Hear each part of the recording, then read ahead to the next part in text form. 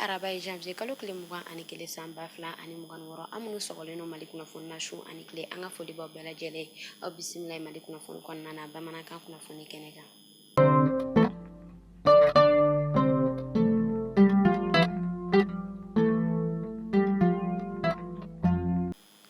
Kunnafoni daminɛna kunu tarata janvier kalo tile 20 san 2026 o tun ye don min bolo dalen no ka ɲɛsin an ka finitigilakaw ma don min ni ale la ɲɛnamaya la an ka jamana fan 14 bɛɛ lajɛlen kɔnɔna na ka sanga ni 20 janvier ale okumu kɔnɔna ye an ka faba ale ta la ɲɛnamaya la génie militaire ale kɔnɔna na ka ɲɛnamaya ko o ta ka di an ka camancɛ fanga ɲɛmɔgɔma général d'armée Asimi Goita fɛn min ye an ka gouvernement marabolo ma o ye fɔ ka taa se lasigiden minnu bɛ an ka jamana kɔnɔna na olu bɛɛ farala an ka ɲɛmɔgɔw kan ka taa nin don kofɔta ye ale la ɲɛnamaya fɔ ka taa se jamana kɔnɔdenw yɛrɛ kɔni ma ni don kofɔta in kɛnɛ ka fɛn min an ka finitigilakaw ye olu bɔla ka defileba kɛ ka u seko ale ni u dɔnko yira o tɛmɛnen fɛn min yɛrɛ kɔni AES jamanadenw ye olu fɛnɛ bɔla fɔ ka taa se jamana wɛrɛ maaw ma ko u ka folikan ko u bila ka ɲɛsin an ka jamana tɔgɔ la fɛn min an ka camancɛ fanga ɲɛmɔgɔ général d'armée Asimi Goita a bɔla ka foli bila kɛ ka ɲɛsin an ka jamana ɲɛmɔgɔ kɔrɔ fɔlɔ ale ma Modibo Keita ka sanga ni a ka wuli ka jɔ ye o tɛmɛnen kɔfɛ a tilala tun ka foli bila kɛ ka ɲɛsin finitigilaka minnu ni olu bɔnɛna u ni na faso ko la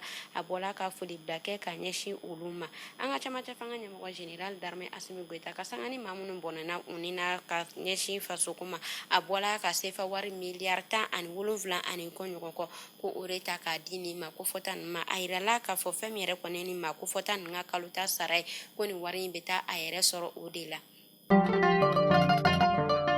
Halisa an bɛ to 20 janvier ale kunnafoniyaw kɔnɔna na défilew olu tɛmɛnen fɛn min an ka camancɛ fanga ɲɛmɔgɔ général d'armée Asimi Goita ale bɛn sira la gouvernement marabolo maaw fɛ ka u kunda kati ale polyclinique des armées kan ka taa ladala foli kɛ ka ɲɛsin maa minnu ni olu joginna ni olu ladalen no dɔgɔtɔrɔso in kɔnɔna na ka taa foli bila kɛ ka ɲɛsin ma ka sanga ni u ye wulikajɔ min kɛ ka faso ale sɛgɛrɛ o tɛmɛnen u bɔla ka tilelafanaw dun ɲɔgɔn fɛ dumuni dun yɛrɛ kɔni kɔfɛ fɛn min ye an ka camancɛ fanga ɲɛmɔgɔ ye a bɔla ka bonyamasegin kɛ k'a di nin ma ko fɔta nin ma bonyamasegin min ni u bɛ tali kɛ médaille de guerre la o tala ka di nin ma ko fɔta ninnu ma ka sanga ni u ye wulikajɔ min ko o ta ka faso sɛgɛrɛ. Ministre de l'Environnement, de l'Assainissement et du Développement durable, Madame Doumbia Mariama Tangara, ka sanga ni 20 janvier okumu kɔnɔna ye ale bɔla ka nin don kofɔta ye k'o la ɲɛnamaya an ka camancɛ fanga ale ɲɛmaa kɛrɛfɛ général d'armée Asimi Goita génie militaire ale kɔnɔna na nin baara ninnu yɛrɛ kɔni waleyalen ale bɔla ka a kunda sifɔrɔ ale kuru kan 20 janvier ale okumu kɔnɔna na a taala ka taa foli bila kɛ ka ɲɛsin eaux et forêt ale maaw ma ka sanga ni u bɛ wulikajɔ minnu kɛ k'an ka ressources naturelles ko olu kisi kɛnɛ yɛrɛ kɔni kan fɛn min ye eaux et forêt ale DG o tun bɛ yen nɔ général Amadou Diallo u bɔla ka foli bila kɛ ka ɲɛsin u ka maaw ma ka sanga ni u ka wulikajɔ ye. An bɛ taa Kayikaw olu fɛ yen nɔ kunu tarata don janvier kalo tile 20 san 2026 kɔnɔna na siraba 7 o baaraw koloba karili kɛla Kayikaw olu fɛ yen nɔ ka sanga ni u ka autorité olu ka yamaruya kɔnɔna ye a yɛrɛla k'a fɔ fɛn min ye Fatumata Batule Ɲangi ale bɔla ka wulikajɔ sigi sen kan halisa Kaye marabolo la walasa sira 7 o bɛ se k'a lakuraya cogo min na a yɛrɛla k'a fɔ sira 7 yɛrɛ kɔnɔna fɛn min ye siraba 5 ye o yɛrɛ kɔni bɛ bɔ Kayebakaw olu fɛ yen nɔ o y'a yira k'a fɔ siraba 2 tɔ ko o yɛrɛ kɔni bɛ bɔ Kayedinikaw olu fɛ yen nɔ u bɛ na ni sira ninnu ko olu lakuraya ka sanga ni Fatumata Batule Ɲangi ale ka wulikajɔ ye.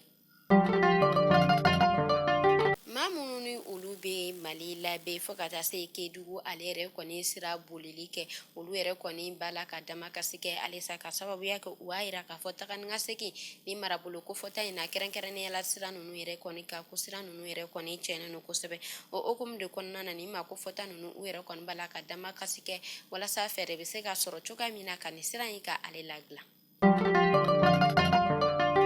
An bɛ taa an ka jamana kɔrɔn fan fɛ kɛrɛnkɛrɛnnenya la Gawokaw olu fɛ yen nɔ ka sanga ni 20 janvier okumu kɔnɔna ye fɛn min ye bureau régional du CCA ye ale maaw bɔla ka wulikajɔ sigi sen kan ka misiden 2 ko o ta k'a di an ka finitigilakaw ma ka sanga ni 20 janvier okumu kɔnɔna ye ŋaniya min ni o bɔla u ka ɲɛmayɔrɔ général Elhaji Gamu a yirala k'a fɔ baara ninnu yɛrɛ kɔni waleyala opération dugukolo ale commandant du théâtre ale yɛrɛ kɔni ɲɛna général de brigade Mamadou Massaoule Samake ale tun bɛ kɛnɛ kan ni yɛrɛ kɔni kɛla nisɔndiya ale ni bonya ni karamaba ye ni ma ko fɔta ninnu ma.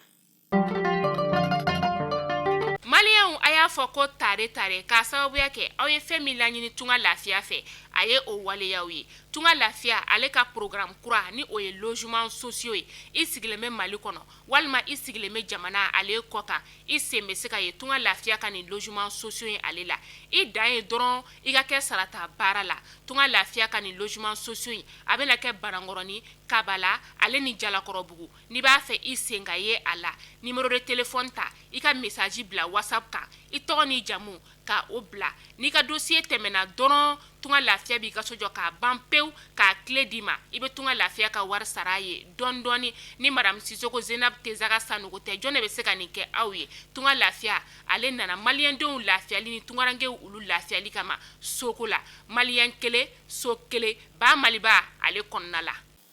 An bɛ taa Mayinakaw olu fɛ yen nɔ sibiridon janvier kalo tile 17 san 2026 kɔnɔna na fɛn min ye ni marabolo maaw ye olu bɔla ka dɛmɛba sɔrɔ kɛrɛnkɛrɛnnenya la fɛn min u ka kɛnɛyaso ye fɔ ka taa se u ka musojɛkulu ma ani alalajarabi ye maa minnu sɔrɔ dɛmɛ yɛrɛ kɔni bɛ tali kɛ moto pompe la fɔ ka taa se panneau solaire ma ani fɛn min ye batterie lithium ye ani fɛn min ye kalanden minnu ye o tala ka di alalajarabi ye maa minnu sɔrɔ olu denw ma Mayinakaw olu fɛ yen nɔ fɔ ka taa se u ka centre de santé communautaire la ani fɛn min yɛrɛ kɔni u ka musojɛkulu ye olu bɔla ka dɛmɛ sɔrɔ dɛmɛ in dila u ka autorité administrative olu yɛrɛ kɔni ka yamaruya kɔnɔna na fɔ ka taa se u ka chef de village yɛrɛ kɔni ma maa minnu ni olu bɔla ka dɛmɛ sɔrɔ u bɔla ka foli bila kɛ ka ɲɛsin dɛmɛ di bagaw ma kɛrɛnkɛrɛnnenya la fɛn min yɛrɛ kɔni ye médecin chef ye olu bɔla ka foli bila kɛ ka ɲɛsin u ma o y'a yira k'a fɔ ni minɛn ninnu bɛna to u bɛ se ka caman fara u ka baara kan u tɛ sɛgɛn caman sɔrɔ u ka baaraw yɛrɛ kɔnɔna na nka n'an yɛrɛ kɔni bɔla association internationale des enfants